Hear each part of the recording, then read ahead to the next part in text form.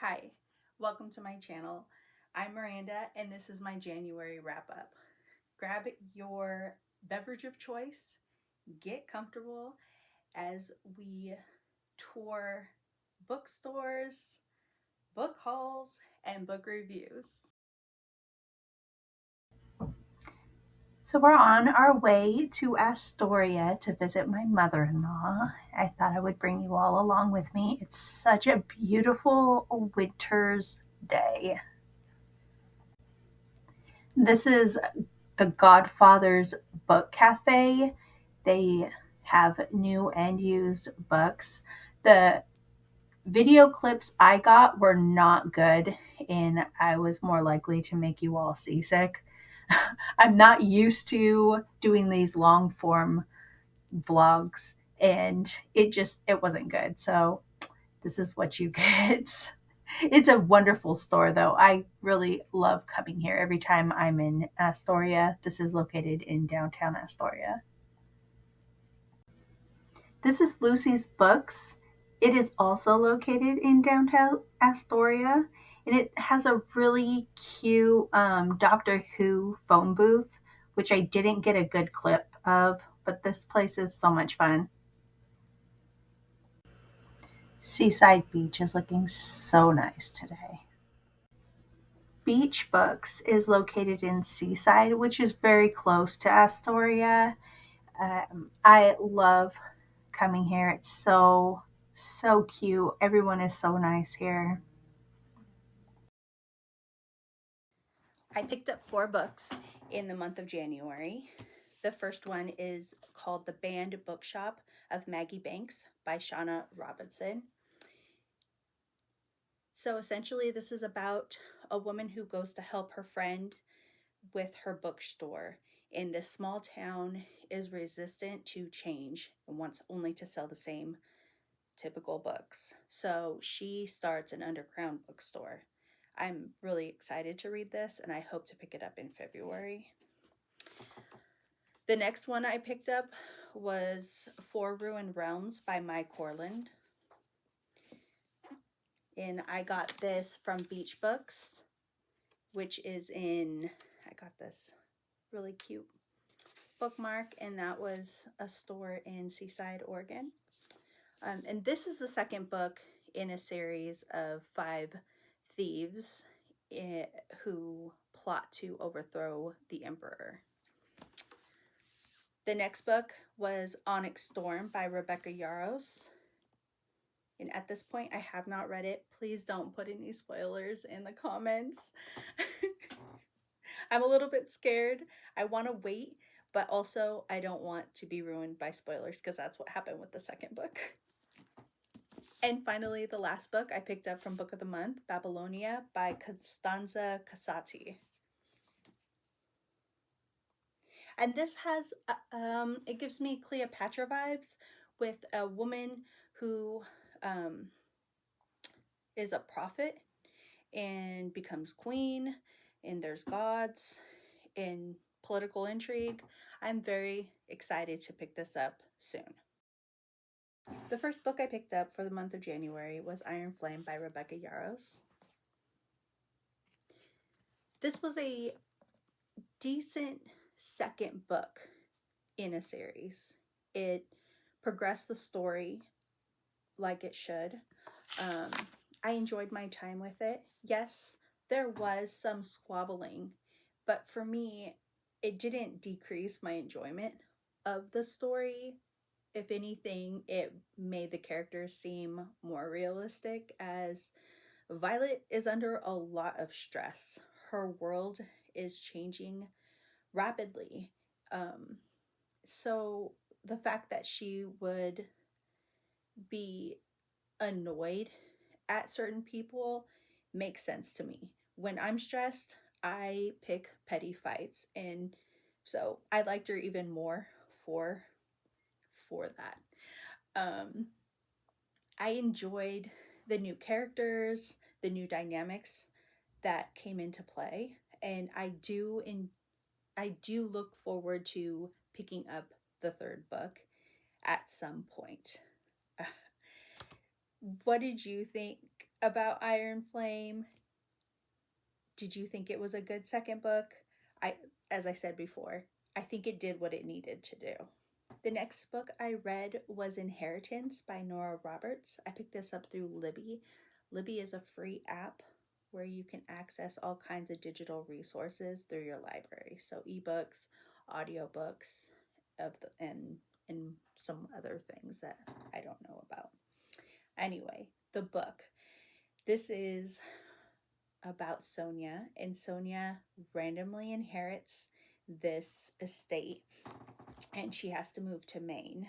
And as she's dealing with family she didn't know about, she also has to deal with a curse.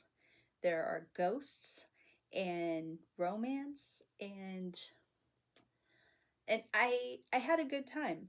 I There's something about Nora's writing that is so comforting to me. It's sort of in lines of a Hallmark movie where you know what's going to happen, but the unfolding is what brings you joy.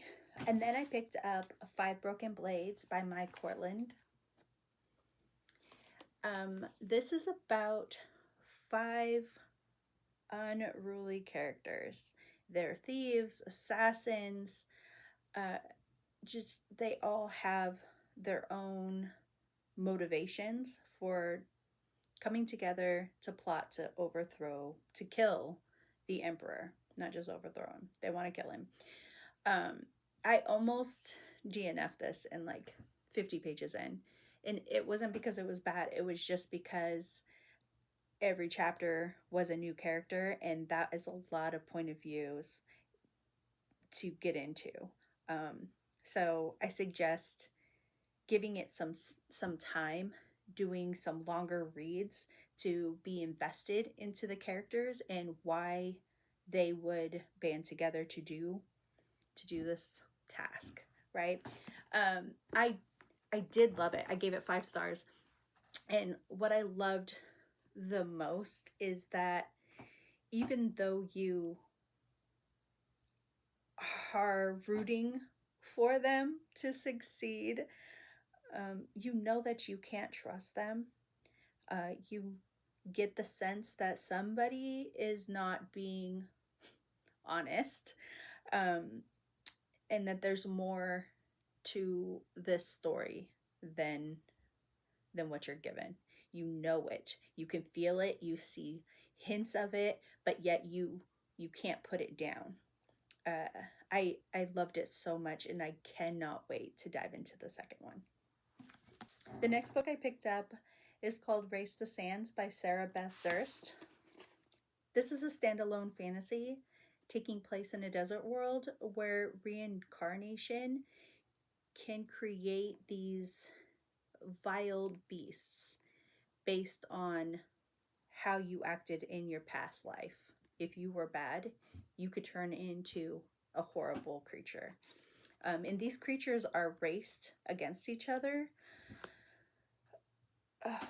for fame and money and all the things we in the real world like to bet on. And our trainer, our main character, Tamra, is the trainer. She teams up with Raya, who is a young girl eager to get away from her family. And Raya forms a bond with her beast. And this beast is not like the other beasts who are just vicious and evil. This one is actually really smart. And the story takes on from there. And after that, I picked up A Werewolf's Guide to Seducing a Vampire by Sarah Hawley. This was a fun read. We have a vampire with anxiety. He always second guesses himself. He's not comfortable in his own skin. He likes plants. He overworks for his family and the people he loves.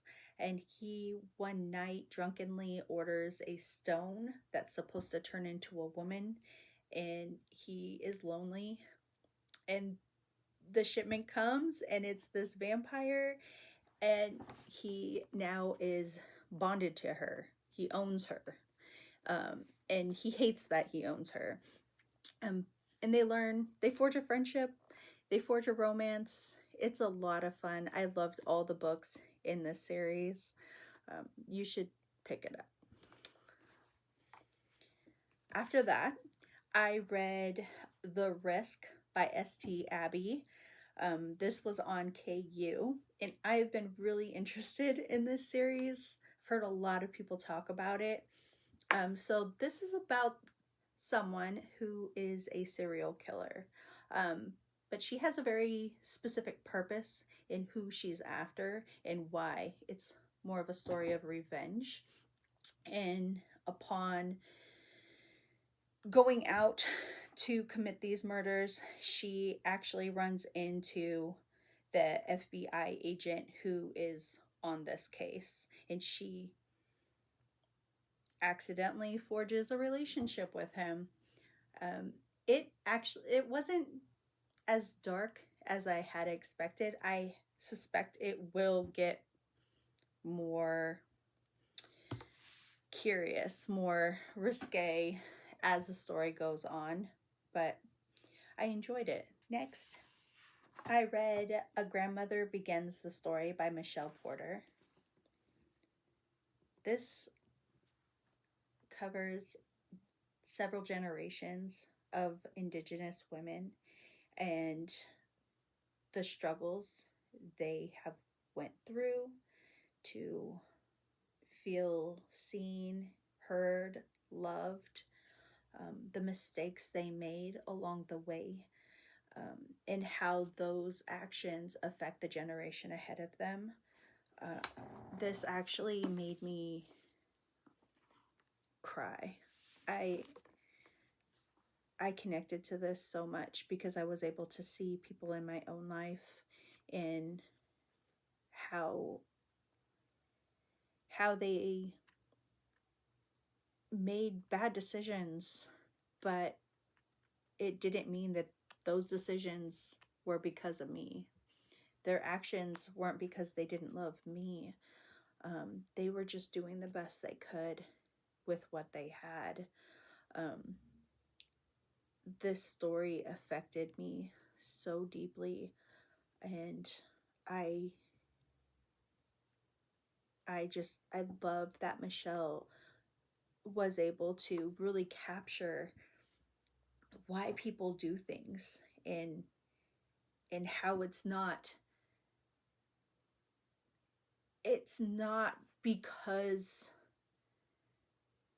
they are they're not bad people because they did bad things or made bad decisions. They just are people, and we just do the best we can with what we have in the moment and hope that we can fix our mistakes later on down the road. I really love this story. And finally, the last book I read was The Teller of Small Fortunes by Julie Leong. This is a story about Tao, and Tao never stays in one place more than 2 nights. She makes her living doing very small fortunes, like, oh, you're gonna stub your toe next Tuesday. And she's okay with living this small life if it means that she doesn't have to live the life that she's running from. Along the way, though, she does collect these people who become a found family. And it's hilarious because she doesn't really know what to do with them. She knows how to survive according to the rules she set for herself, and how she adapts to these new people it was fun to listen to. Um, I loved it. It was heartwarming. It was a cozy fantasy. I suggest anybody who needs to smile and be comforted should pick this up. And that's it for this month's haul and wrap up. Let me know in the comments what you've been reading lately, or if any of these books have made it to your TBR. If you like this video, don't forget to like, share, subscribe, and hit the bell notification so you can know when my newish bookish content comes out. Happy reading, and see you next time. Bye!